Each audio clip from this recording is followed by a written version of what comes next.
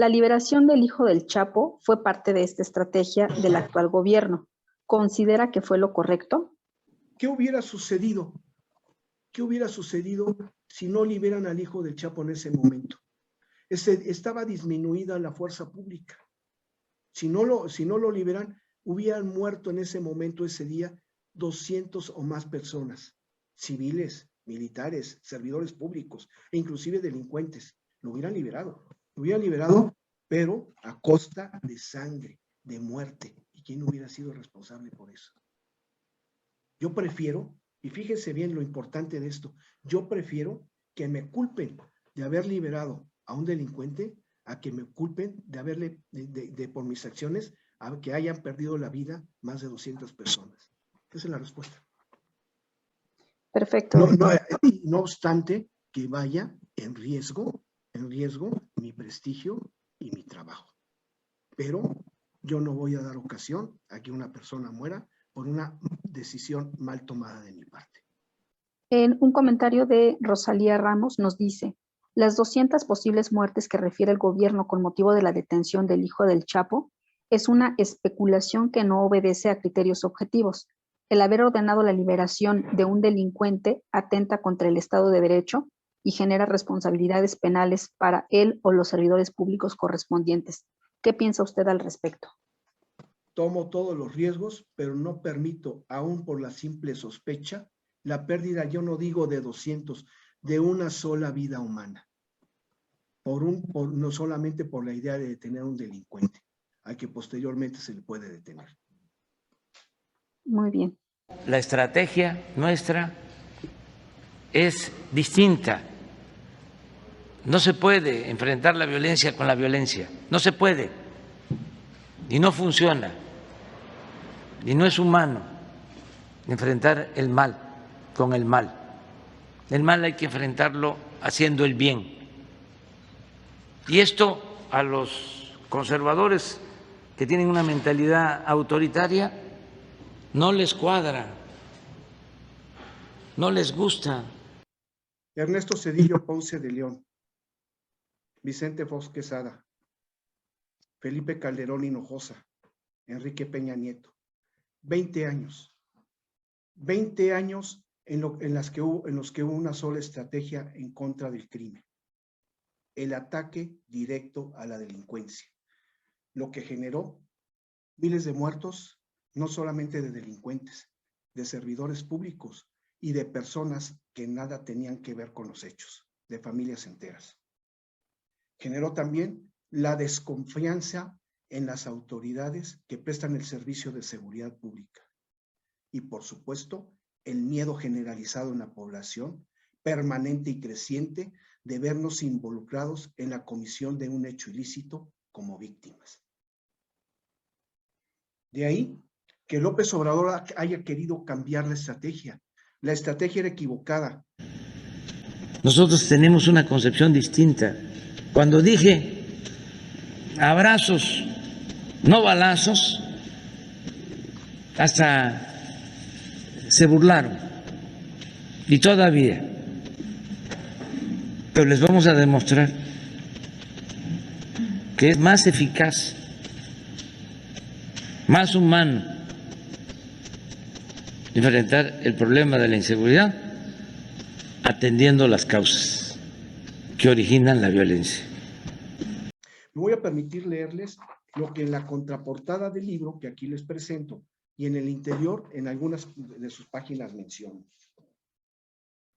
No se trata de aprender a los delincuentes o de enfrentarlos violentamente, lesionándolos o matándolos. Ello poco o de nada sirve. Las políticas y estrategias adoptadas en materia de seguridad pública han traído como consecuencia la diversificación del crimen organizado, el crecimiento exponencial de los cárteles delincuenciales, muerte, violencia, miedo, inseguridad y desconfianza respecto de las autoridades. El problema de la seguridad pública no se resuelve de un momento a otro.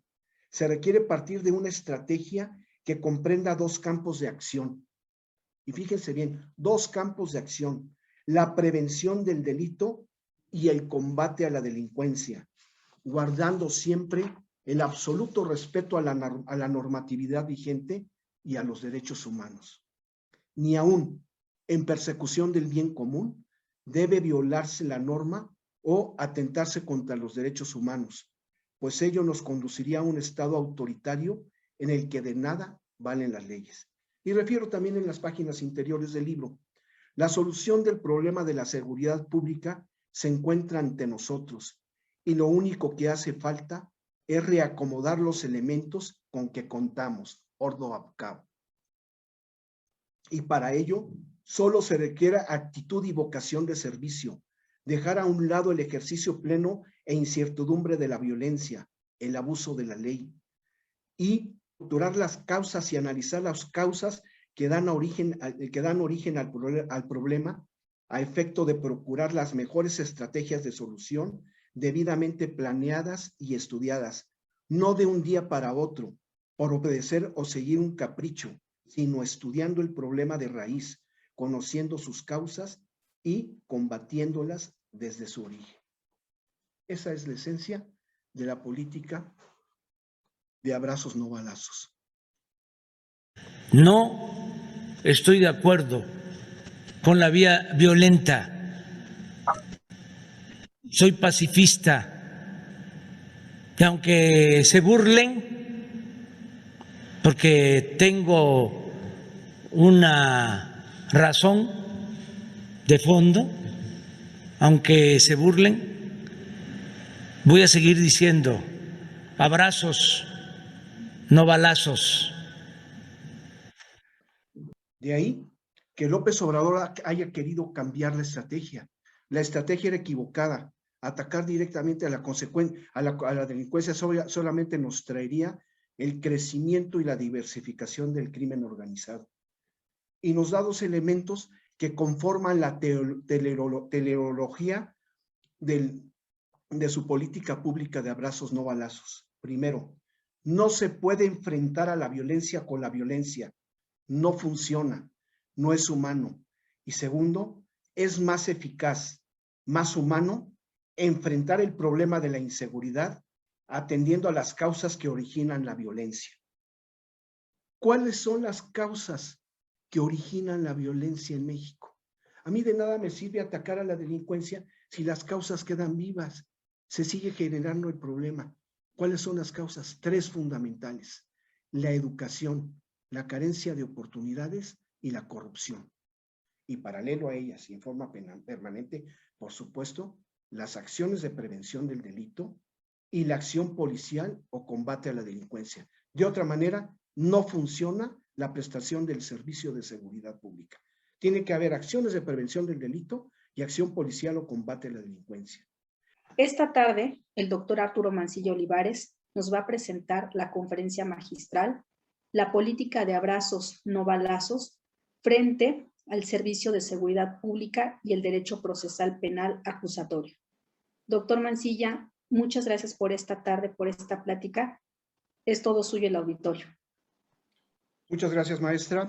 Muchas gracias al Centro de Estudios Superiores Heroico Benemérito de México y a usted, maestra Imelda Natalie González Guevara, como coordinadora académica de dicho centro.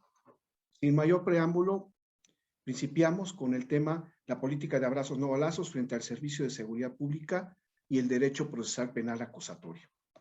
E iniciamos ya la plática con dos frases muy importantes. Educa a los niños y no será necesario castigar a los hombres, de Pitágoras. Y abrid escuelas y se cerrarán cárceles. Concepción Arenal. Y ahí está la esencia de la materia de seguridad pública. En 2014, el señor Porrúa me hizo el favor de publicar el libro Seguridad Pública en el siglo XXI, Ordo ab Cao, Retos y Perspectivas, en su editorial Porrúa.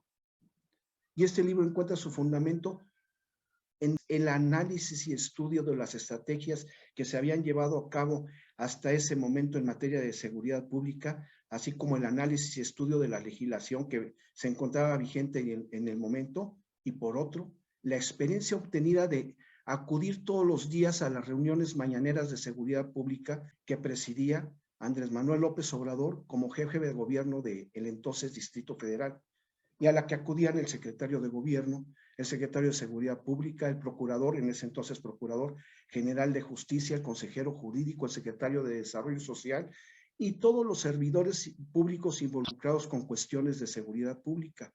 Y en esas mismas reuniones se analizaba lo que había sucedido el día anterior en materia de seguridad pública, los delitos que se habían cometido, los hechos que podían consumarse como hechos ilícitos, para a partir de ahí hacer un análisis concienzudo y un estudio de lo que debería de hacerse ese mismo día y a los siguientes días, y de esta manera evitar la comisión de múltiples hechos ilícitos y derramamientos de sangre innecesarios.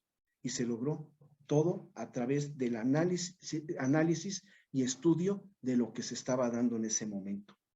Me voy a permitir leerles lo que en la contraportada del libro que aquí les presento y en el interior, en algunas de sus páginas menciono. No se trata de aprender a los delincuentes o de enfrentarlos violentamente, lesionándolos o matándolos. Ello poco o de nada sirve. Las políticas y estrategias adoptadas en materia de seguridad pública han traído como consecuencia la diversificación del crimen organizado, el crecimiento exponencial de los cárteles delincuenciales, muerte, violencia, miedo, inseguridad y desconfianza respecto de las autoridades. El problema de la seguridad pública no se resuelve de un momento a otro. Se requiere partir de una estrategia que comprenda dos campos de acción. Y fíjense bien, dos campos de acción: la prevención del delito y el combate a la delincuencia, guardando siempre el absoluto respeto a la normatividad vigente y a los derechos humanos. Ni aún en persecución del bien común debe violarse la norma o atentarse contra los derechos humanos, pues ello nos conduciría a un estado autoritario en el que de nada valen las leyes. Y refiero también en las páginas interiores del libro. La solución del problema de la seguridad pública se encuentra ante nosotros y lo único que hace falta es reacomodar los elementos con que contamos, ordo ab cabo. Y para ello solo se requiere actitud y vocación de servicio, dejar a un lado el ejercicio pleno e incertidumbre de la violencia, el abuso de la ley, y reestructurar las causas y analizar las causas que dan origen al problema, a efecto de procurar las mejores estrategias de solución debidamente planeadas y estudiadas, no de un día para otro, por obedecer o seguir un capricho, sino estudiando el problema de raíz, conociendo sus causas y combatiéndolas desde su origen. Esa es la esencia de la política de abrazos no balazos. Las organizaciones criminales son empresas al margen de la ley. Empresas al margen de la ley, y les pongo un ejemplo. El dueño de una fábrica de veladoras se ve impedido para continuar trabajando y produciendo sus veladoras porque le notifican un auto de gobierno, un auto de autoridad, en donde le mencionan que ya no puede, por diversas razones que ahí le explican, ya no va a poder seguir fabricando de veladoras. Como es una empresa constituida conforme a derecho, lo primero que hace es ampararse. Y dice, por supuesto que voy a seguir fabricando mis veladoras una vez que haya ganado este amparo, pero no me quedo ahí, voy a diversificar. Y además de las veladoras, voy a fabricar velas, voy a fabricar modelos de cera, figuritas de cera y una serie de artículos de cera, y mi empresa va a crecer y se va a diversificar. Lo mismo sucede con el crimen organizado. El crimen organizado son empresas, pero creadas al margen de la ley, pero tienen su director general, que es el líder del cártel, tienen su encargado de relaciones intergubernamentales, su encargado de producción, su encargado de ventas, su encargado de vehículos, su encargado de armamento. Nada más que ahí, a diferencia de las empresas privadas, ahí no hay huecos, porque ahí el dinero se genera de momento a momento y todo mundo busca el puesto de arriba. ¿Cuántos no quisieran ser el líder de alguno de los cárteles, pero ni siquiera lo mencionan por el temor a que se entere el verdadero líder del cártel? Lo que no sucede en las empresas privadas. Y entonces cuando le declaro yo la guerra al narcotráfico, ¿Qué dicen los encargados de los cárteles? Por supuesto que me voy a seguir con mis actividades de narcotráfico, pero no solo eso. También voy a incidir en los demás delitos de delincuencia organizada, como son la extorsión, como es el secuestro, como es el tráfico de armas, como es el tráfico de personas, etcétera, y diversifican. Y el gobierno, el Estado, les está haciendo un favor cuando aprende. Pongamos el ejemplo de Osiel Cárdenas Guillén en el cártel del Golfo. Osiel Cárdenas Guillén, también conocido como el Matamigos, cuando extraditan al anterior jefe del cártel. Entonces estaba Osiel Cárdenas Guillén y el jefe de los Zetas, que era el brazo armado del cártel del Golfo, queriendo ser los representantes del cártel. Al no poder ser los dos, se cinde el cártel del Golfo y nace el cártel de los Zetas. Y así se van sucesivamente, y así nace la serie de cárteles que estuvieron naciendo durante 4 sexenios anteriores a los de López Obrador. El crimen organizado creció, pero no nada más creció, se diversificó y el Estado se los facilitó. Porque el que está abajo jamás se va a atrever a hacer a un lado al que está arriba, porque es más malo que él, y le tienen pánico, y tienen temor de que se enteren de que quieren su posición. No se da. No se da, pero sí se da entre las luchas cuando nacen más cárteles, cuando se van diversificando, cuando se van escindiendo, cuando se van dividiendo, todos quieren, el territorio sigue siendo el mismo, y todos luchan por el mismo territorio, y de ahí el surgimiento de la violencia. Eso es lo que nos trajo como consecuencia esos 20 años de seguridad pública. Vamos ya para iniciar, vamos a iniciar con unos datos duros, y ya poder tener el sustento de la plática.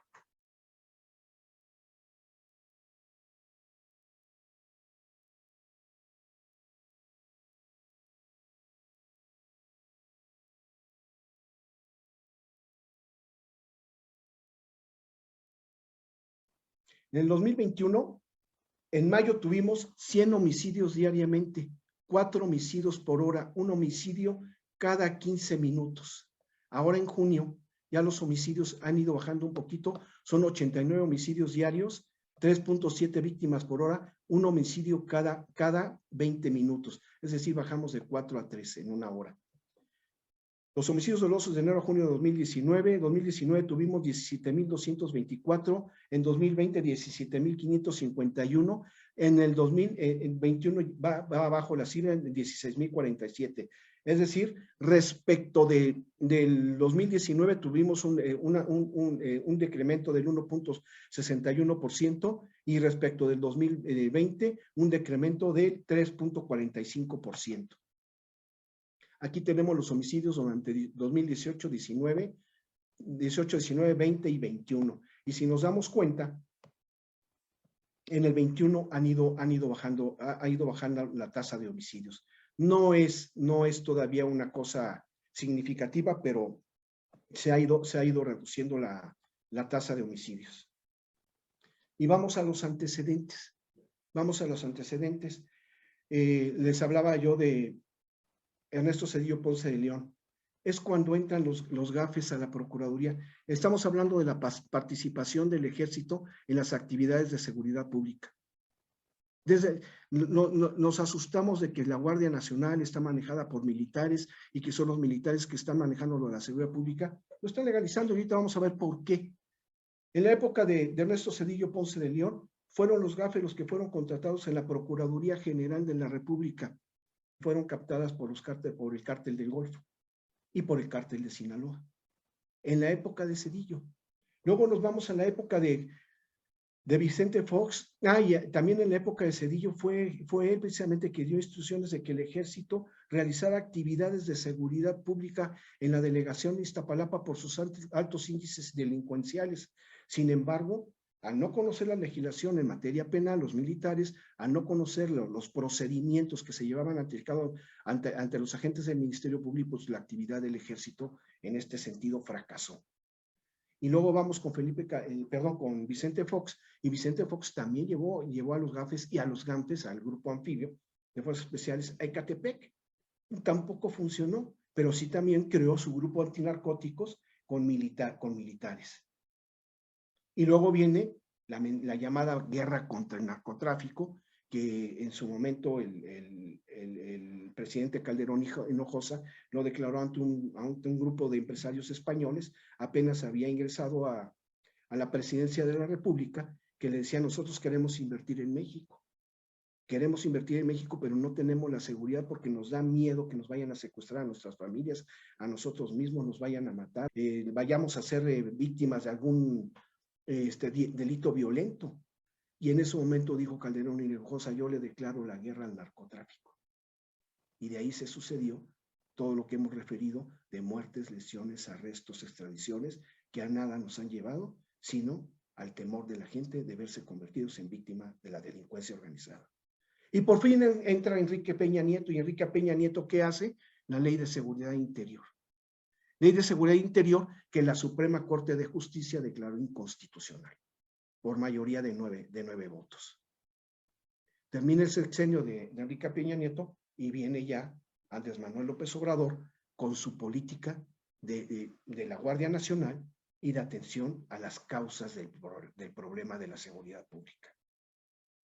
Es decir, la participación del ejército se sucedió al actual sexenio. Y entonces el presidente López Obrador se ve ante una disyuntiva. La primera era sacar al ejército y a la marina de las calles y permitir el incremento del crimen y la violencia. El ejército y la marina ya estaban en las calles. Si lo saco yo de las calles, ¿qué va a suceder? Pues se va a incrementar el crimen o la violencia.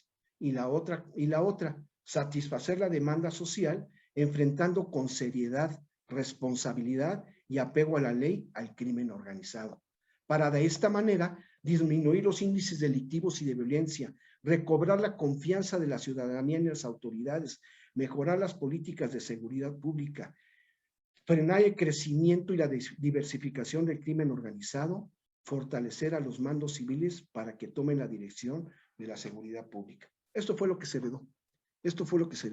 Por un lado, los constantes enfrentamientos por la lucha de territorio para la venta, consumo, producción y tráfico de drogas, y por el otro lado, la participación del ejército y de la marina en tareas de seguridad pública. Y había que enfrentarlo, y de una u otra forma no se podía sacar ni al ejército ni a la marina de las calles, porque eso traería mayores consecuencias, mayores problemas.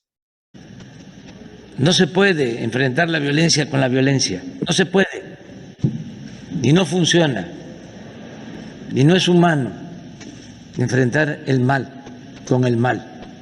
El mal hay que enfrentarlo haciendo el bien.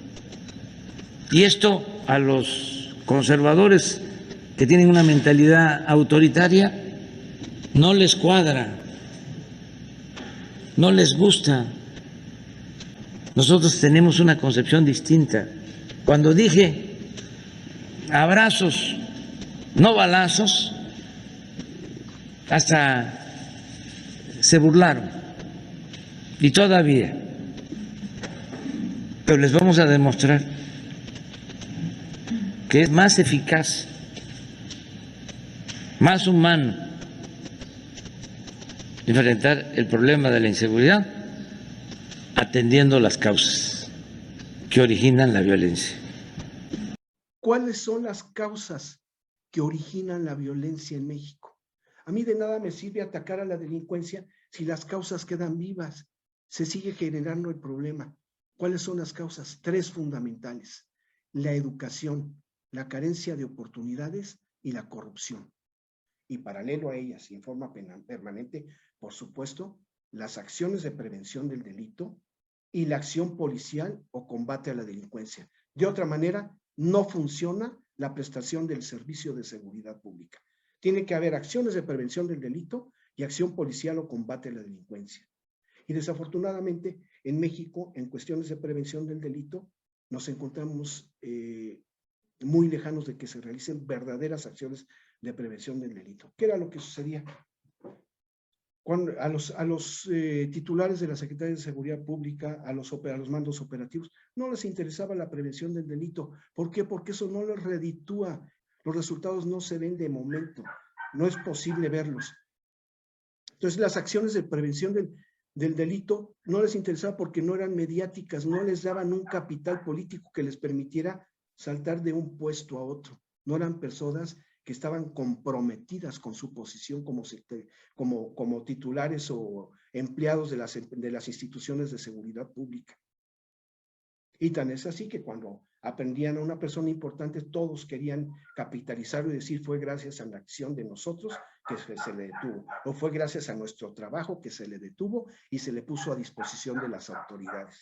Y cuando se iba uno por defectos o por un mal procedimiento, entonces entre todos echaban la culpa, como sucedía entre lo que era la Secretaría de Seguridad Pública, la Procuraduría, las Procuradurías Generales de Justicia, y de ahí el brinco del Poder Ejecutivo al Poder Judicial con los juzgados. Las Secretarías de Seguridad Pública decían, la Procuraduría no los deja ir a todos. Y los procuradores decían, no es que los dejemos ir, es que ustedes no saben ni siquiera hacer una puesta a disposición, y si su puesta a disposición está incorrecta, nosotros no podemos consignarlos. Y la Procuraduría, a su vez, que era el sándwich, era el jamón del sándwich, porque estaba entre la Secretaría de Seguridad Pública y el Poder Judicial, decía, yo los consigno y el Poder Judicial los deja ir. Y el Poder Judicial decía, ¿cómo no los voy a dejar ir si tú no sabes integrar las averiguaciones previas? Me envías como detenidos hasta las víctimas del delito. No me integran los elementos del cuerpo del delito. ¿Qué puedo hacer?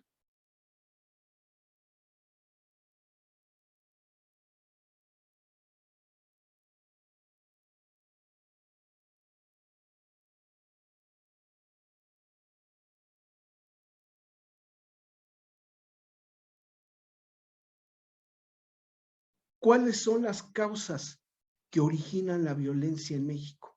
A mí de nada me sirve atacar a la delincuencia si las causas quedan vivas. Se sigue generando el problema. ¿Cuáles son las causas? 3 fundamentales: la educación, la carencia de oportunidades y la corrupción.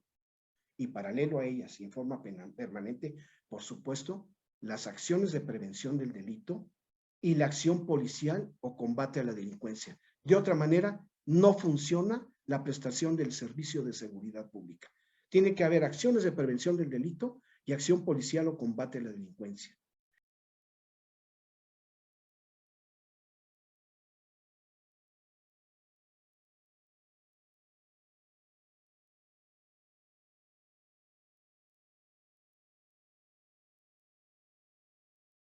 Educación. ¿Qué es lo que pasa en materia de educación? Ya el principio de que en la casa se educa y se forma y en la escuela se enseña, ya ese principio ya no funciona. Antes estábamos con así, en tu casa te van a educar, viene jalón de pelos, el coco, lo que sea, y te van a educar, ya no. Nosotros vemos que ya nuestra sociedad está en descomposición. Vemos alcaldías aquí en la Ciudad de México, municipios en distintos lugares de la República, en donde a las niñas se les vende por un cartón de cerveza, o aquí mismo en la Ciudad de México, en las alcaldías, donde los abuelos, los tíos, los sobrinos, el novio de la esposa violan a los niños, que los adultos, por motivo de la forma en que está estructurada la ley nacional de Sistema Integral de Justicia Penal para Adolescentes, los pueden aprovechar para que cometan delitos a los niños. Ya saben que no les va a suceder nada y que a ratito van a regresar con ellos. Se han perdido los valores. Buscan el interés personal y ya no el interés de la sociedad, y por último son ignorantes de la ley. Aún los abogados, los mismos abogados penalistas no conocen todos los delitos existentes, mucho menos la población en general, o los extranjeros que vienen a México, o quienes nos visitan en una ciudad. Un ejemplo clásico de un niño que lo hace como jugando. Salen los niños de una escuela, de una preparatoria, ven un camión sudando, cansadísimos, después de estar todo el día en las canchas de básquetbol, viendo cómo juegan sus compañeros y jugando ellos, ya salen cansados, van rumbo a su casa y se encuentran un camión de refrescos. El chofer del camión discutiendo con la señora de la tiendita sobre el precio de los refrescos, la entrega y las negociaciones que realizan, se le quedan viendo una de las cajas de refrescos, cada quien coge su refresco y corre. Y se van felices, muertos de la risa, y dan la vuelta a la esquina. Es un ejemplo que siempre platico. Dan la vuelta a la esquina y se encuentra una señora vendiendo quesadillas, tacos, sopes, memelas, etcétera. Y pambazos. Y dice uno, yo invito, ya llevan el refresco en la mano, y dice, yo invito. Y todos se detienen, pues él va a invitar. Y cada quien pide su pambazo, un sope, una memela. Y al final dicen, paga, pues no tengo. Y nada más les hace una mirada y dicen, no tengo. Y nuevamente se echan a correr y llega el muchacho corriendo a su casa muerto de la risa, como si no hubiera hecho nada. Y le pregunta el papá, normalmente las pláticas entre padres e hijos, ¿en qué consisten? De decir, ¿qué pasó? ¿Cómo te fue? Bien. ¿Qué hiciste? Nada. Y ya cada quien se va por su lado. En este caso el papá le dice, ¿cómo te fue? Y como el muchacho iba muy sonriente, le dice, nada, no, ¿cómo que nada? Dime, ¿qué hiciste? ¿A dónde fuiste? Y entonces él le platica toda la historia de las memelas, de los refrescos, y el papá le mete un zape en la cabeza. Le dice, ¿por qué me pegas? Porque no me trajiste nada. Y se ríen los dos, y ya cada quien se va por su lado, y no se da cuenta el papá, y mucho menos el muchacho, que lo que hizo fue cometer el delito de robo en 2 ocasiones, y no nada más. No fue independiente, fue en pandilla. Si no conocemos los delitos, ¿qué es lo que va a suceder? Pues los vamos a estar cometiendo y vamos a creer. Yo no sabía que era un delito. Enseñarles a los niños, inculcarles en las escuelas desde pequeños valores éticos y morales, pero además, cuando están en primaria, señalarles cuáles son las faltas administrativas y sus consecuencias. En secundaria, los delitos del fuero común y sus consecuencias. Y en preparatoria, los delitos del fuero federal y sus consecuencias, para que estén conscientes de lo que puede suceder si cometen alguna de esas conductas. De forma muy general, pero que lo conozcan, es muy importante.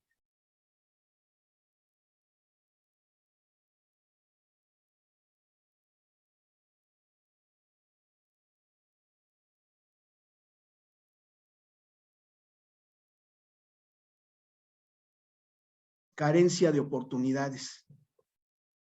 Suponiendo, yo tengo valores, pero hay una pirámide que es la pirámide de Abraham Maslow, que la base de la pirámide son las necesidades fisiológicas, la salud, el hambre, el vestido, etc. Y luego de esa, las más importantes son las de seguridad. Sin embargo, cuando no se encuentran satisfechas las necesidades fisiológicas, se quebranta. Y les pongo un ejemplo. ¿Qué pasa de aquel papá que sin trabajo, estamos hablando de la carencia de oportunidad, que sin trabajo encuentra a su esposa enferma y a 2 de sus hijos también enfermos, sin dinero, ya no digo para llevarlos al hospital, sino para comprarles medicinas? O que no tienen comida y él necesita llevar comida a su casa. Nosotros, la sociedad, los estamos orillando a que observen comportamientos indebidos, y es lo que debemos de evitar. ¿Y cómo lo vamos a hacer? Muy sencillo. Con una absoluta coordinación interinstitucional, que era lo que me refería en esas reuniones de hace unos sexenios, ahí en gobierno del Distrito Federal, en el que participaban todos los actores políticos relacionados con la seguridad pública, en donde se hacían planes estratégicos y debidamente coordinados para evitar la comisión de hechos ilícitos. ¿Cómo qué? Y que se formen los mapas de riesgo, diciendo, estas son las zonas, hotspots les llaman, donde puede haber, por la situación de la zona, de carencia de trabajo, de exceso de juventud, de falta de actividades de desarrollo social, deportivo, culturales, etcétera, donde puede haber un percutor para la comisión de hechos ilícitos. Y entonces, teniendo esos mapas de riesgos, todas las instituciones debidamente coordinadas llevar sus programas sociales a satisfacer las necesidades de esos grupos. Es la forma. Y esa es la carencia de oportunidades. La corrupción, como lo he dicho en otras ocasiones, es la peste más funesta, lo que más ha dañado a México. Hay quienes no han asimilado, no han internalizado el daño que causa la corrupción a México. Yo desde hace muchos años he sostenido que es el principal problema de nuestro país. Por la corrupción se desató la inseguridad y la violencia. La corrupción que nos ha perjudicado enormemente a todos los mexicanos, que en las dependencias públicas se da de supra-subordinación y de a supraordinación en las áreas administrativas. Al interior de las instituciones del sector público de los 3 niveles y órdenes del gobierno. Estoy hablando de las municipales, de las estatales y locales de la Ciudad de México y federales. Y asimismo en los tres órdenes de gobierno, en el ejecutivo, en el legislativo y en el judicial. En todos lugares se manifiestan actos de corrupción. Y hablando de seguridad pública y los que sean entre los elementos de seguridad pública y la ciudadanía. Y aquí hay que aclarar algo muy importante, ¿eh? No es el elemento de seguridad pública el corrupto. Hay quien obliga a ese elemento de seguridad pública a que cometa ese delito. ¿Y qué es lo que debe hacerse al respecto? En todas las áreas, y también en el Poder Judicial, en el Ejecutivo, en el Judicial, exámenes de control de confianza. Examen de perfil de puestos que nos permita saber que si la persona que va a ocupar el puesto satisface las necesidades y requerimientos que exige la sociedad para ese puesto. La revisión estricta de los procedimientos de contrataciones y adquisiciones y la supervisión constante entre los empleados de los sectores públicos para realizar las denuncias a cargo de las autoridades. Eso no debe fallar. Perfil de puestos, es muy importante mencionar esto. Vamos a hablar de un administrador de justicia. Un administrador de justicia, un juez, un magistrado, un ministro, puede estar muy bien preparado. Puede estar muy bien preparado, el señor estudió mucho, sacó 10 en toda su carrera, conoce la ley de principio a fin, pero eso no es lo que requiere la sociedad. La sociedad requiere a una persona que satisfaga sus necesidades y requerimientos y que aplique la ley. Pero ¿qué pasa? La aplicación de la ley, la interpretación de la ley, todos lo sabemos, es subjetiva. Y en ese subjetivismo entra la formación de la persona que ha de aplicarla. Es decir, ¿qué pasa si ese administrador de justicia se crió cuando pequeño entre puros delincuentes?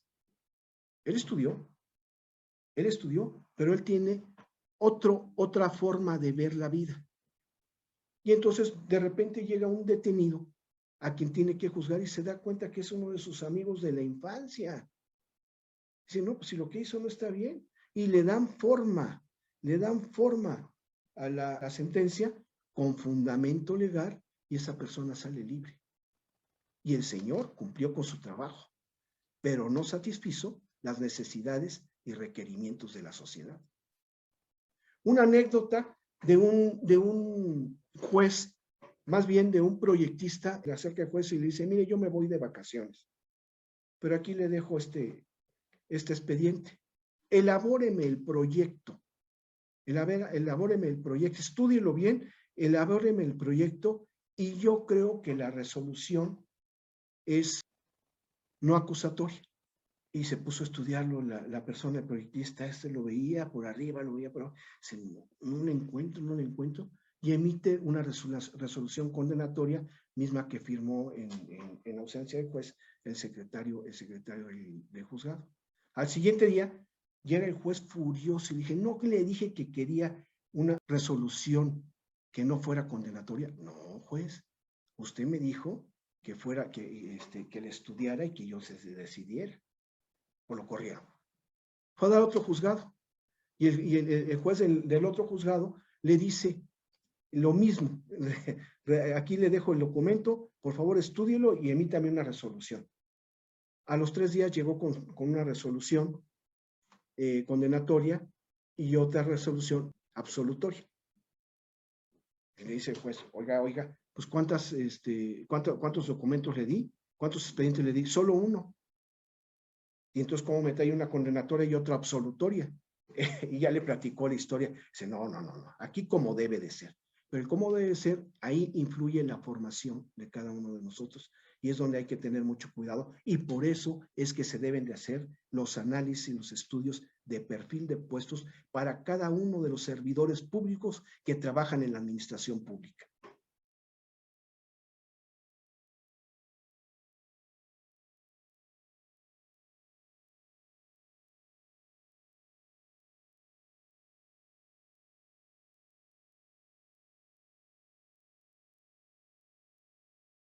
¿Qué es lo que sucedió en los últimos 4 sexenios? 6 por 4, 24 años.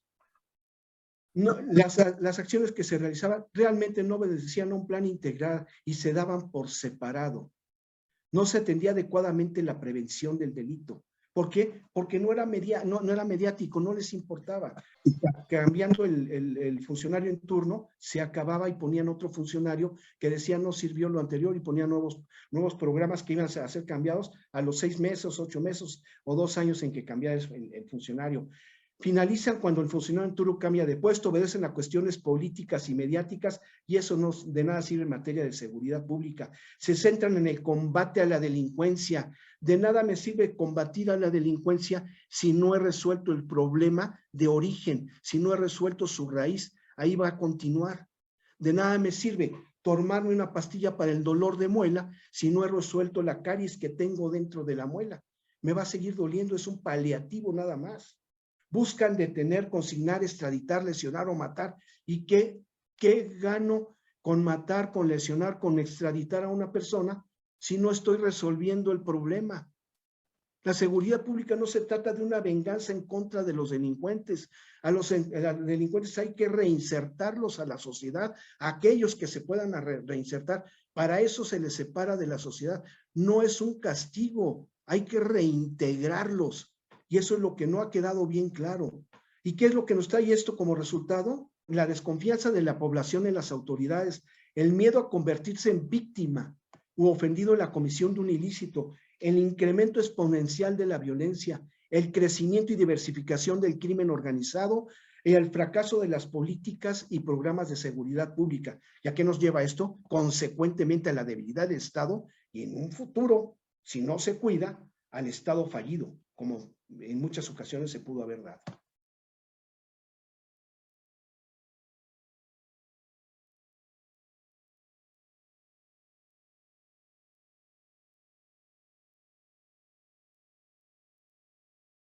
El problema de la seguridad pública no se resuelve al 100%.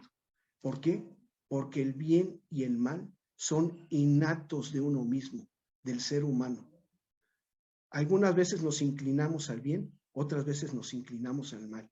Lo que debemos buscar es precisamente reorganizar todos los elementos con que contamos para lograr el justo equilibrio entre el bien y el mal, que no se desbalancee.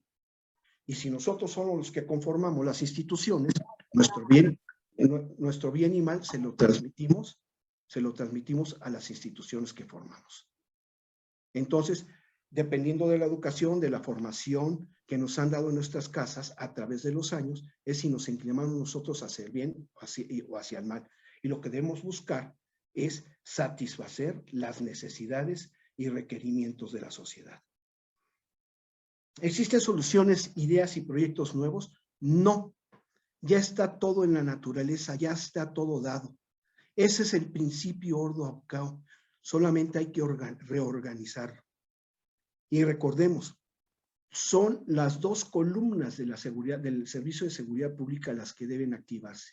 La prevención del delito, que nos va a evitar derramamientos de sangre innecesarios, aprehensiones innecesarias, porque nos vamos a poder adelantar, gracias a la prevención del delito, a la comisión de los hechos ilícitos. Y en caso de que estos se cometan, saber en dónde se encuentran las personas que cometieron los hechos ilícitos.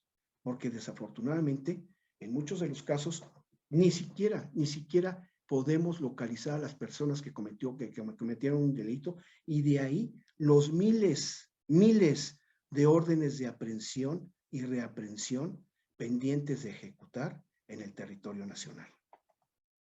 No existen proyectos nuevos, ya todo está dado. Tenemos únicamente que reorganizarlo y aprovecharlo y equilibrar las actividades de prevención del delito con acción policial, el bien y el mal. Y el problema de la seguridad pública se habrá resuelto.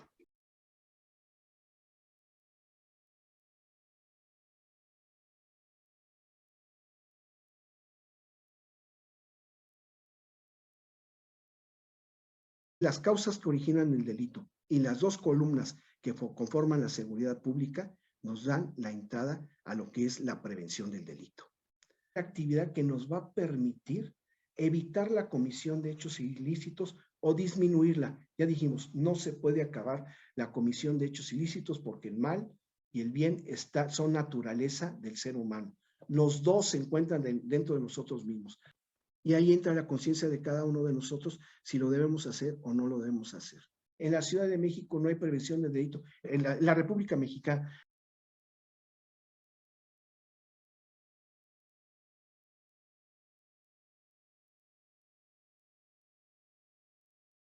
¿qué hacen falta aquí?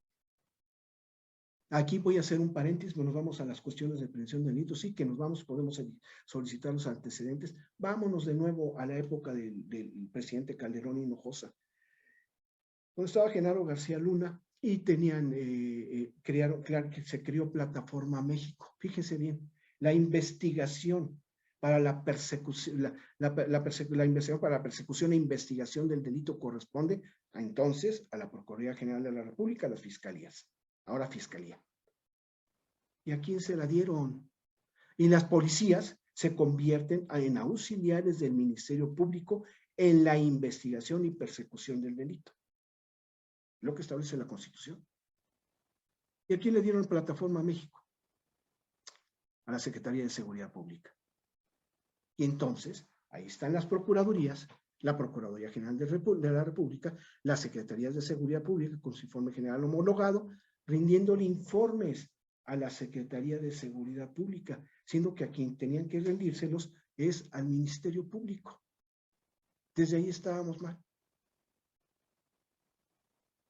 Y eso era la prevención del delito. Pero además por el celo que existe entre las distintas instituciones, piden los informes y dicen, ¿por qué te voy a dar yo el informe? Si me puedo meter, si te puedes cometer algún hecho ilícito con los datos que yo te dé. Y no se proporcionan ni se esconden la información. Y se reservan la información como si fuera propiedad de la persona, no de la institución, al servicio de las demás instituciones. Contar con un banco de datos que nos permita conocer quiénes son las personas que tenemos a nuestro alrededor, cómo trabajan, cómo laboran, en dónde realizan sus actividades normales. Véanlo, una persona que pide una pizza, a la siguiente semana se comunica a la misma pizzería y se va a querer la misma de pepperoni con jamón y carnes frías. Y ¿cómo sabe? Pues aquí lo tenemos anotado. En México no hay un sistema de identificación adecuada de las personas. ¿Qué sucede?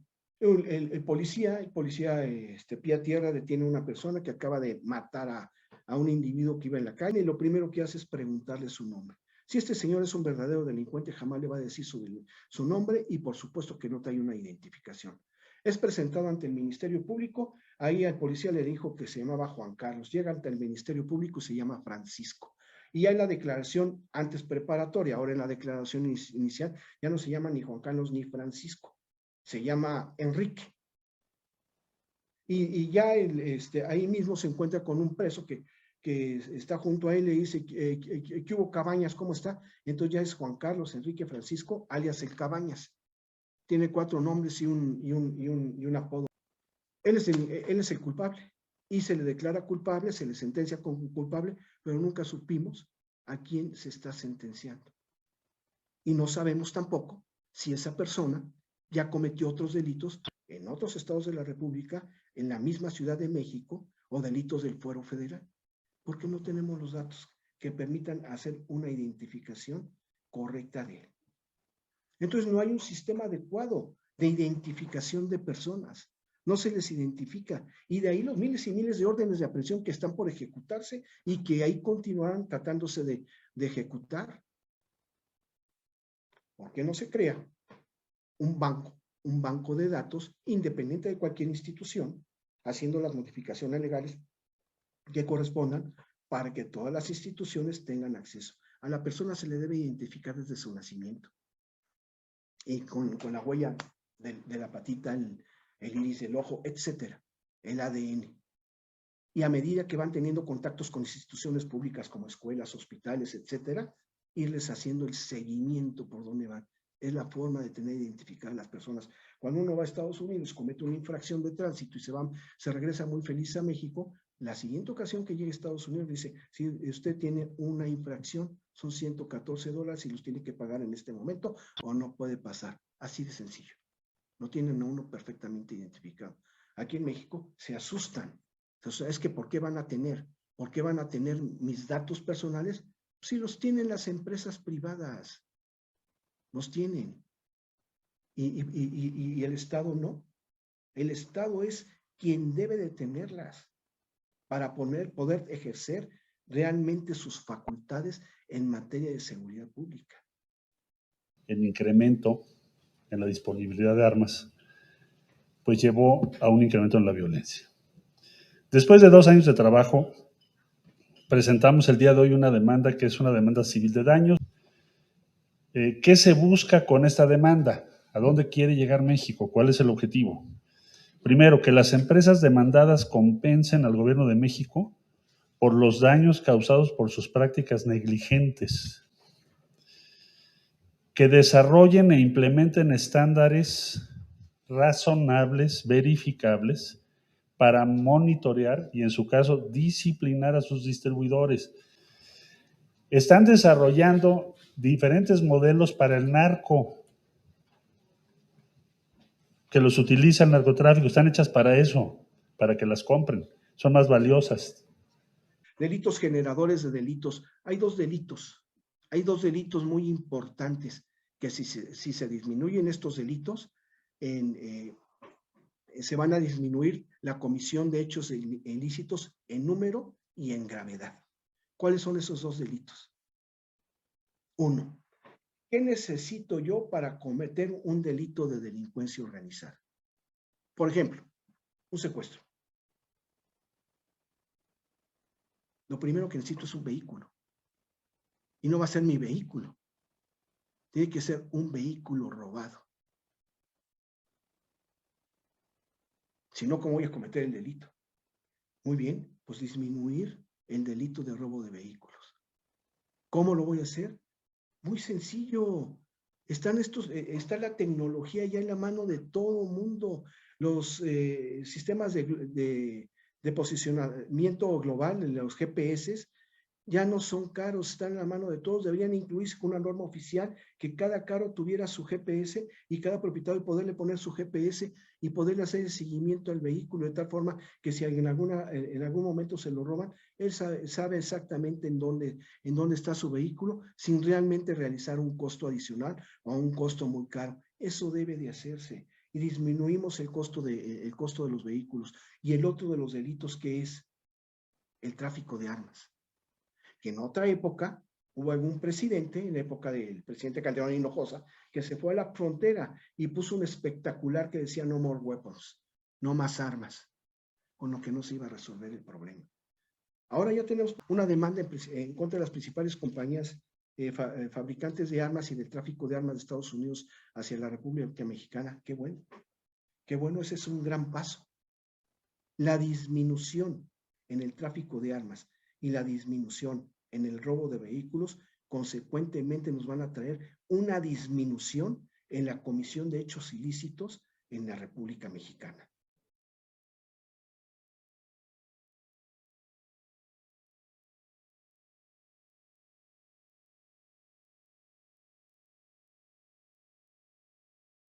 La telefonía celular, por una o por otra razón, siempre que se ha querido hacer algo en materia de telefonía celular, ha resultado malos programas en materia de seguridad pública, pero sencillamente es cuestión de seguridad pública. Es más, es cuestión de seguridad interna, porque eso llega a poner en riesgo la estructura de las instituciones. Así como cada vez que compramos un vehículo, tenemos que dejar nuestros datos y sabe el comprador en dónde vivimos y firmamos una carta responsiva, etcétera. Lo mismo debe de suceder cada vez que compramos, no nada más un teléfono o su celular, sino un chip que venden en 60, 70 o 80 pesos en cualquier esquina o en cualquier entrada del metro. Se debe de pedir por lo menos la credencial del IFE y algún dato que nos permita reconocer la persona que está comprando ese chip. Porque si no, de ahí surgen los secuestros express y la comisión de hechos ilícitos, de un número que nadie puede localizar, saber quién es el propietario.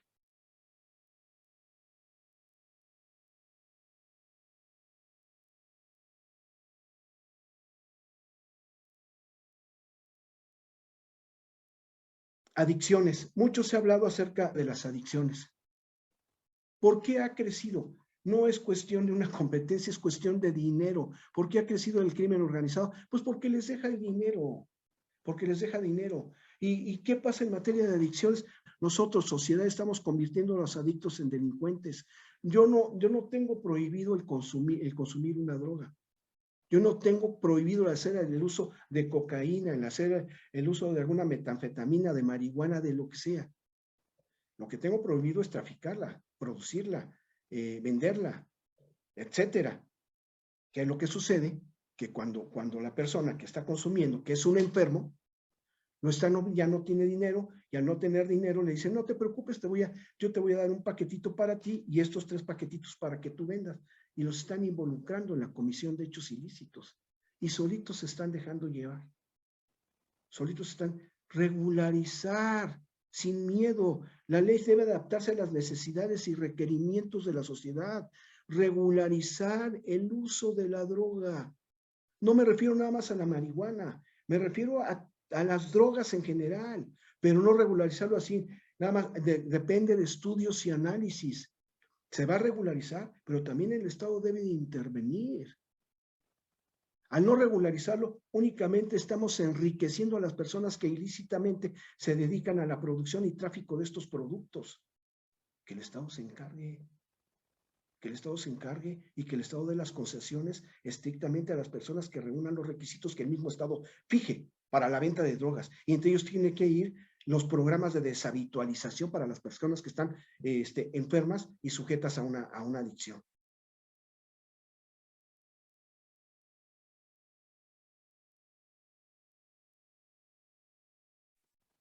El flujo de dinero.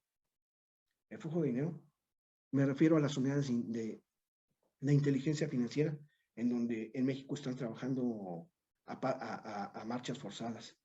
Las leyes de extinción de dominio.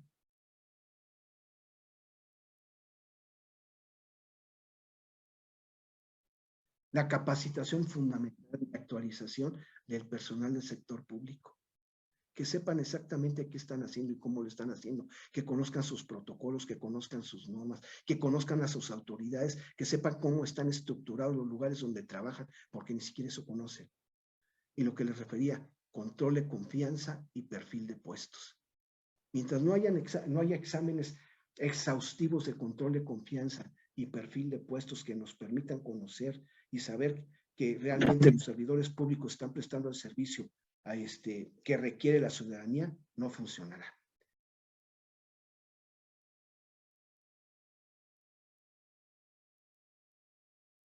Y el sistema penitenciario.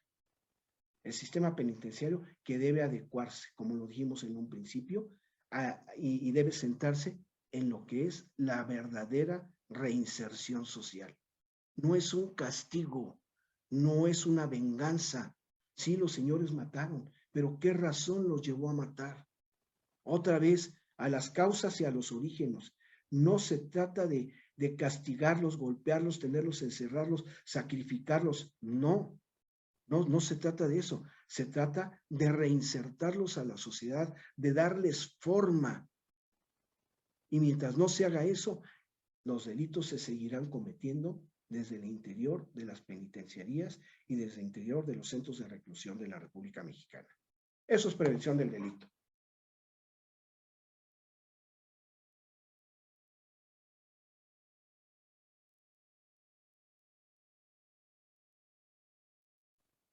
Las adecuaciones legislativas, claro, hacia el fortalecimiento de los mandos civiles. La labor de inteligencia e identificación, esto es fundamental, y era lo que me refería hace ratito. La labor de inteligencia nos va a permitir adelantarnos a la comisión de los hechos ilícitos.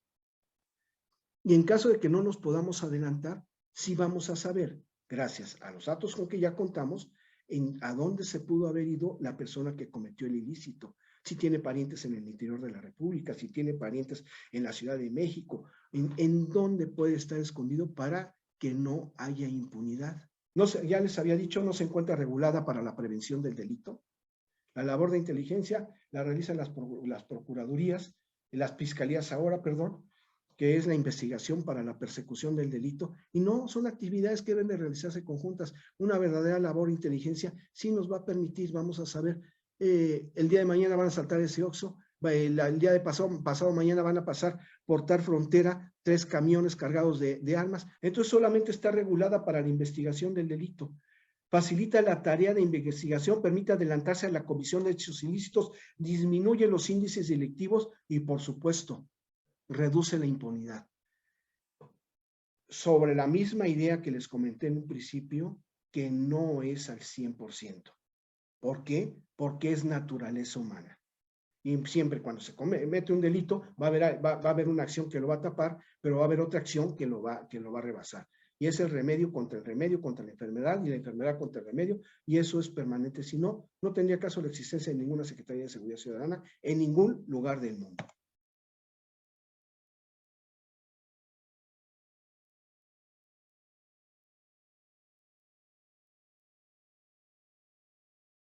Y ahora sí llegamos a las puertas giratorias. Como les decía, las puertas giratorias son 2. Una para los menores y otra para los adultos. Las puertas giratorias dan origen a la impunidad. ¿Cuántas veces nos hemos encontrado en una familia? Yo ya no quiero denunciar, me acaban de robar, pero ya para qué. El otro día también me robaron. Al siguiente día lo detuvieron, al siguiente día ya estaba en la calle cometiendo nuevamente ilícitos. ¿Qué es lo que sucede? ¿Qué es lo que sucede? ¿Qué es lo que se debe atender? Entonces, refirámonos primero a la de los menores. La Ley Nacional del Sistema Integral de Justicia para Adolescentes nos refiere 4 grupos etarios. Tres grupos etarios, de los 12 a los 14 años de edad, de los 14 a los 16 y de los 16 a los 18. Cualquier persona que no tenga 12 años de edad puede coger una pistola, asaltar a una persona, matarla inclusive, y no le va a pasar nada. En ese momento llega la policía, lo detiene, al ratito llega su familia por él y se lo llevan a su casa y no pasó nada. De los 12 a los 14 no se les puede aplicar la pena de prisión preventiva. Y las sanciones, la última de las sanciones y que solo se aplica en caso extraordinario, es la privación de la libertad. Hay otra serie de sanciones y de medidas, pero la última que se le aplica es la privación de la libertad. No hay más. Entonces, eso es lo que encontramos, las medidas de sanción y la reinserción social y familiar. Muchos dicen, aquí nos encontramos una disyuntiva. Muchos nos encontramos que la ley busca velar por el interés superior del menor. Entonces dice la gente, a ver, ¿cómo que velar por el interés del menor? Y les platico una anécdota. En algún juzgado estaban 2 personas, un mayor y un adulto, en las calles de Paseos del Pedregal, y vieron unas personas que estaban esperando, una señora con su hija, que estaban esperando el micro, que los iba a la ruta 85, era una cosa así, que los iba a llevar a la Jusco. Las ven, se suben al mismo micro detrás de ellas, y cuando se bajan ya adelante del kilómetro 5.5 para carretera a la Jusco, se bajan detrás de ellas. Se bajan detrás de ella y cuando van a su casa, entrando a su casa, se meten adentro donde estaban el esposo de la señora, hermano de la niña, hijo del señor y de la señora esta, los amarran y frente a ellos las violan y las matan. Y al esposo le dan un navajazo en el estómago. La persona esta era adulto y un menor. Al adulto le dieron 32 años y al menor le dieron 2 años. Ahí acabó el asunto. Entonces dice la sociedad, no, es que la ley debe proteger y satisfacer las necesidades y requerimientos de nosotros, de la sociedad. Y aquí está protegiendo a los menores delincuentes.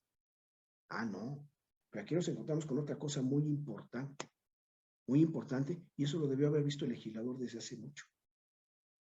¿Qué pasa con el menor?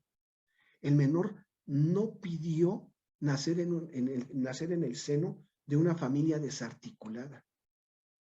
El legislador no pidió, el menor no pidió su reinserción social. ¿A dónde lo quieren reinsertar socialmente? A una familia donde lo están esperando felices para que se convierta, para continuar delinquiendo, a una familia que lo rechazó desde antes que naciera, o a una sociedad que nunca lo quiso, que lo desprecia. Eso no es reinserción social. Y el problema es de la sociedad. El problema es de la sociedad y hay que ver por esos menores. No se les puede dejar de lado y hay que atenderlos. Y el Código Civil sí lo menciona. El Código Civil menciona la tutela legítima, que habla de los expósitos y abandonados. Y el legislador lo primero que debe de ver es fortalecer a través de la legislación la tutela legítima de casas, hogares y de instituciones privadas y públicas dedicadas a acoger niños expósitos y abandonados y darles la formación que requiere la sociedad para ellos. Es decir, darles una formación en valores, darles una educación correcta para que puedan estar reinsertados a la sociedad. Pero no, crean una ley y quieren enderezar el árbol torcido, pudiendo ver ese árbol antes de que se tuerza y corregirlo. Ahí es donde se debe de centrar. Y en esta materia debe buscarse un justo equilibrio para mejorar el sistema de tutela de menores en situación de desamparo, dar preferencia en adopción a los menores en situación de desamparo, mejorar el sistema de reinserción social y revisar las medidas privativas de la libertad. Pero esto de revisar las medidas privativas de la libertad será posterior. Será posterior porque primero hay que dar este paso que lleva tiempo, el de la formación de los menores. De otra forma, la sociedad se está convirtiendo únicamente en los poderes judiciales a través de la aplicación de la ley en una institución vengativa de menores que nada tienen que ver, que no tuvieron la culpa de haber nacido. Así de sencillo.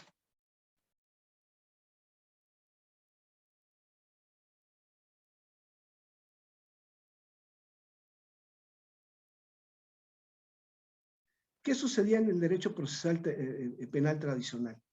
Muy sencillo, se detenía al delincuente, lo presentaban ante el Ministerio Público, el Ministerio Público integraba perfectamente su carpeta de investigación, pero llegaba el abogado del delincuente y le decía, no hombre, ayúdame. ¿Y qué decía el Ministerio Público en aquellos tiempos? Estamos hablando de muchos años atrás. Muy sencillo, te la voy a dejar, así decía, refiriéndose a la averiguación previa, te la voy a dejar suavecita. Ya el abogado se iba muy contento, la familia no entendía, no se preocupe, mañana o en cuestión de 72 horas está mi cliente en su casa. Y ya ellos se iban más tranquilos, más contentos, y efectivamente al siguiente día ya llegaba el pliego de consignación al juzgado con detenido, y el juez, luego de dictar el auto de erradicación, lo presentaban a la regida de prácticas y rendía su declaración preparatoria. Y entonces el Código de Procedimientos Penales, en su artículo 36, establecía dos requisitos. Uno, que la investigación del delito por que se le acusaba a la persona debería de reunir todos los elementos del cuerpo del delito y si faltaba un elemento del cuerpo del delito, no se podía continuar con el procedimiento. O segundo, que la persona a la que se estaba acusando, aun cuando se constituyeran todos los elementos del cuerpo del delito, fuera realmente el responsable. Como la averiguación se la habían dejado suavecita, iba con errores en la integración. ¿Y qué hace el juez? Pues regresa a la averiguación para su perfeccionamiento al Ministerio Público y en ese momento dicta de inmediato el auto de libertad por falta de elementos para procesar. Y se iba. Eso se llama corrupción. ¿Qué pasa con el derecho procesal penal acusatorio? Eso ya no sucede. Ya no sucede. Se crea ahora los criterios de oportunidad, aún más grave. ¿Y por qué más grave? Porque los criterios de oportunidad están formalizando, legalizando ese artículo 36 del antiguo Código de Procedimientos Penales. Los criterios de oportunidad son los criterios con que cuenta el Ministerio, ahora sí, con que cuenta el Ministerio Público para determinar la existencia del delito, si fue o no fue, etcétera. Y tiene plena libertad el Ministerio Público para darle libertad antes de que se presenten las personas de medidas cautelares, antes de que conozca el juez de control y les da la libertad y ya no se judicializa el asunto. ¿Qué pasa? Muy sencillo. Se acerca al ministerio y es negocio doble. Se acerca al delincuente y dice, ¿sabes qué? Tú sabes que eres delincuente, que cometiste el ilícito. Pero yo te resuelvo el problema. Pero ya sabes. y va con las víctimas y ofendidos del delito. Y les dice, oigan, ustedes son las víctimas, es clarísimo que a ustedes les cometieron el ilícito. Pero ¿saben qué van a ganar? Nada, van a perder el tiempo, van a tener que estar viendo audiencias. Sí, se llevan rápido y todo, pero van a tener que estarse saliendo de su trabajo, es un problema. Resuélvanlo de una vez ahorita, pero antes de que vengan los de medidas cautelares. Y lo resolvemos. Y por supuesto lo resuelven, y entonces en el Poder Judicial nunca se van a enterar de lo que sucedió. Se van. Y ya se acabaron las estadísticas y disminuyeron. Eso es lo que está sucediendo. Eso es una puerta giratoria y ese es un escape de esa puerta giratoria. Pero también están las medidas cautelares. ¿Qué pasa en las medidas cautelares? Que no cuentan, como ya lo mencionamos en un principio, con un sistema adecuado de identificación de personas. Y al no contar con un sistema adecuado de identificación de personas, se genera impunidad. Esas son las dos puertas giratorias. ¿Qué debemos hacer? Y los delitos. Los delitos. Yo soy de la idea, pero es simplemente una idea mía.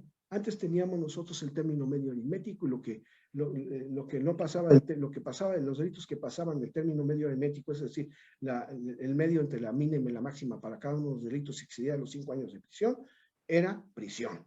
Y los que estaban por debajo podían solicitar su libertad bajo caución o bajo fianza.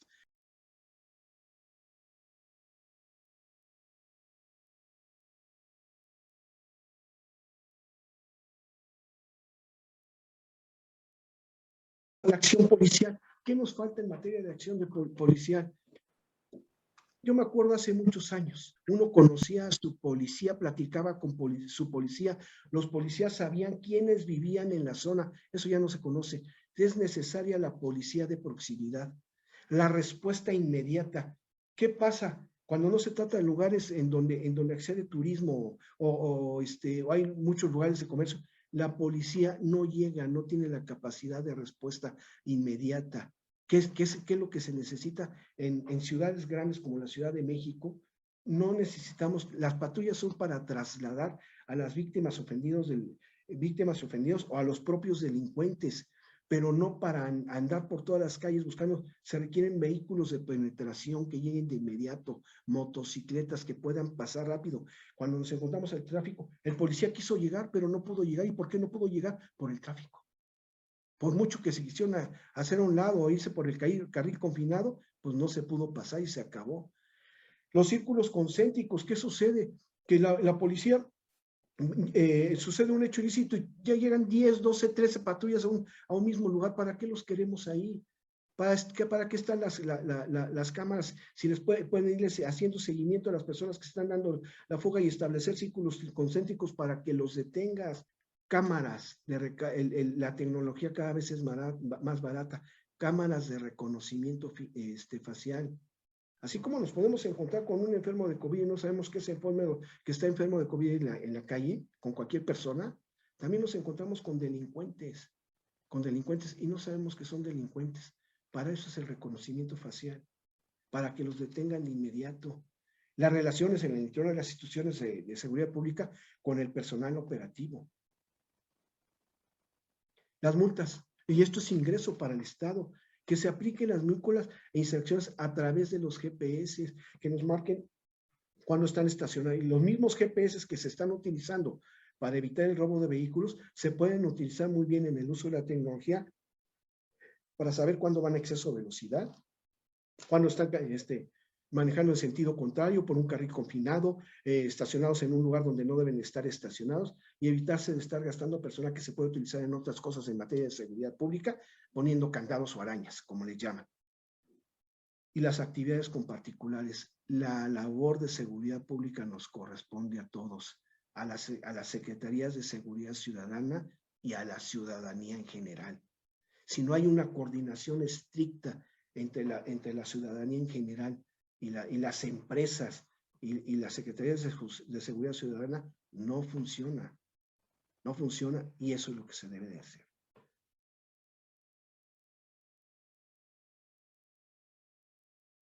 Maestro Arturo, pues ha sido una magnífica ponencia con muchísima información que por supuesto es sensible para nuestra sociedad para el México en el que estamos viviendo y que nos deja bastantes temas a reflexionar, desde el tema de la educación, la prevención. En materia de política criminal, varios temas se han tocado que son bastante interesantes, todas estas partes de teoría criminológica, ¿no? La teoría de los círculos concéntricos, entre algunas otras.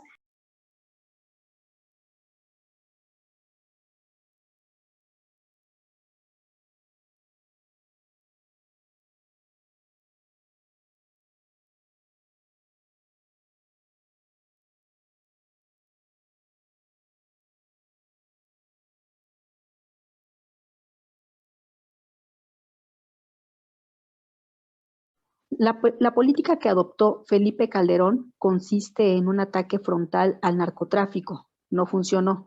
Y la estrategia de abrazos, no balazos, no ha mitigado la delincuencia. ¿Cuál sería una estrategia de seguridad pública viable?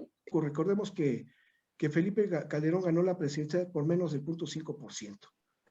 Él necesitaba tener un acto de autoridad que demostrara a propios extraños que era el presidente de la República. Y justo a los 10 o 12 días de su ingreso como presidente de la República, tuvo esa reunión con aquellos españoles que querían poner algunas empresas, creo que en el estado de Baja California, y ellos temerosos le dijeron, sí queremos, pero ¿cómo le hacemos? Y entonces en ese momento él le declara la guerra al narcotráfico y comete dos errores delicadísimos. Primero, un presidente de la República, primera institución del país, no debe declarar la guerra más que a otra entidad, a otro estado, y se la declaró un grupo de delincuentes a quienes debe perseguirse, procesarse y en caso de que se les encuentre culpables, sentenciarlos. Eso es todo. Pero es un error que a lo mejor fue en nerviosismo, error en las palabras que utilizó, queda como un error de semántica. Pero lo otro más delicado, y el señor sí lo conocía porque es abogado, en donde mencionaba que le declarara la guerra al narcotráfico. El narcotráfico es tan solo uno de los más de 20 delitos de delincuencia organizada. Y al declarar la guerra al narcotráfico, ¿qué hacen los narcotraficantes? Pues se ríen. Se ríen. Dicen, sí, pues ahora no nada más el narcotráfico. Y ahí te va la extorsión. Y ahí te va el tráfico de armas. Y ahí te va un delito más grave aún, mucho más grave aún que el narcotráfico, la trata de personas. El robo de vehículos, etcétera. El contrabando. Y diversificó y principió a crecer y a crecer y a crecer y a diversificarse hasta llegar un momento que ya era muy difícil detenerlo.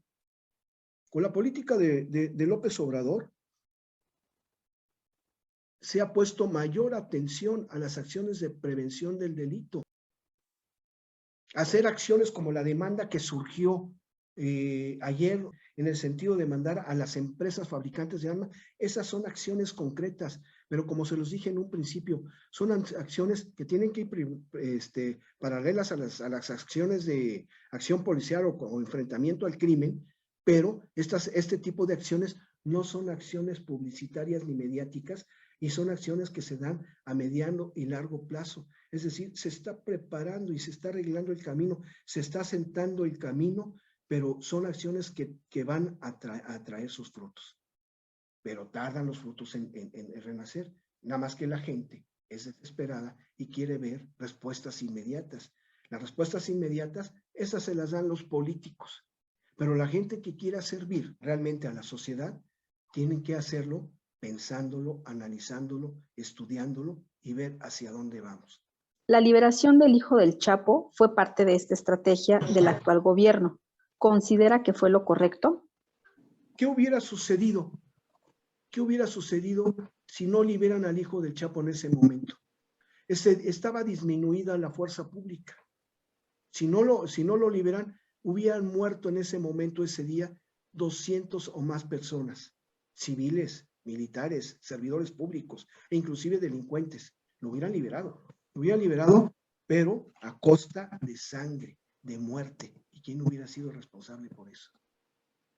Yo prefiero, y fíjense bien lo importante de esto, yo prefiero que me culpen de haber liberado a un delincuente a que me culpen de haberle, por mis acciones, a que hayan perdido la vida más de 200 personas.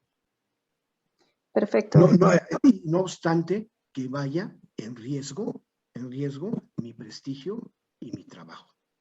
Pero yo no voy a dar ocasión a que una persona muera por una decisión mal tomada de mi parte. Un comentario de Rosalía Ramos nos dice, las 200 posibles muertes que refiere el gobierno con motivo de la detención del hijo del Chapo es una especulación que no obedece a criterios objetivos. El haber ordenado la liberación de un delincuente atenta contra el Estado de Derecho y genera responsabilidades penales para él o los servidores públicos correspondientes. ¿Qué piensa usted al respecto? Tomo todos los riesgos, pero no permito, aún por la simple sospecha, la pérdida, yo no digo de 200, de una sola vida humana.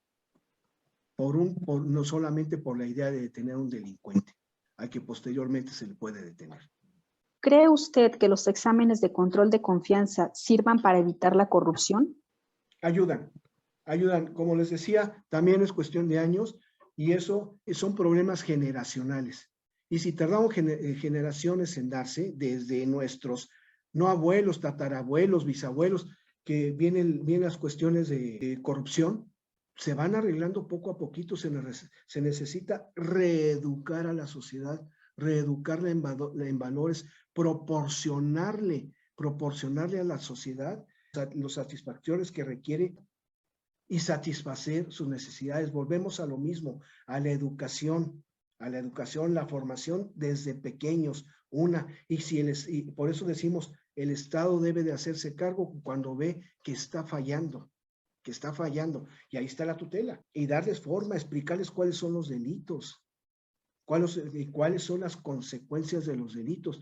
Y los exámenes de control de confianza es una acción paralela que de una u otra manera detiene, pero no resuelve. Eso es poco a poco y es cuestión de mucho tiempo. ¿Cuál es el criterio para definir los límites de actuación del Estado en temas como educación, identificación de población, familia, etcétera?